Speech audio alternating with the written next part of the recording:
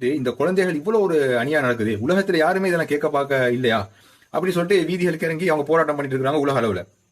அந்த காசா அடிக்கக்கூடிய அந்த குழந்தைகளோட பரிதாபமான நிலைமையை உணர்ந்து இந்த மாதிரி அவங்களோட மனசுல இருக்கும்போது இந்த சாதாரண ஒரு நபர் இல்ல, இஸ்ரேல் அரசாங்கத்தில் இருக்கக்கூடிய ஒரு மெம்பர் ஆஃப் பார்லிமெண்ட் ஆகிய எல்எல்பி படிச்சவர், லோயரா இருக்கிறவரு, இந்த மாதிரி பதவிகள் இருக்கக்கூடிய ஒருத்தர் சொல்றாரு, ஒரு பிரதிநிதி, மக்கள் பிரதிநிதி சொல்றாரு, இந்த மாதிரி ஒரு ஸ்டேட்மெண்ட் என்னன்னு கேட்டா, பலஸ்டைன்ல இருக்கக்கூடிய இல்லாட்டி காசால இருக்கக்கூடிய இந்த குழந்தைகள் எங்கட விரோதிகள், எங்கட எனிமி அப்படின்னு கொஞ்சம் கூட மனுஷத்தன்மை இல்லாம முற்றிலும் மனித தன்மைக்கு எதிரா இந்த மாதிரி ஒரு ஸ்டேட்மெண்ட் அவர் கொடுக்குறாரு.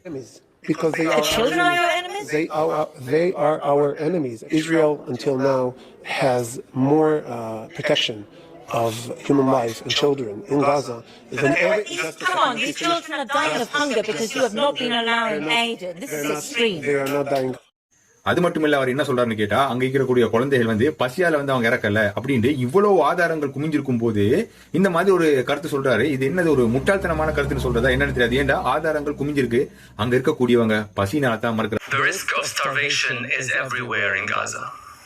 This is a direct result of the Israeli government's policy of blocking humanitarian aid.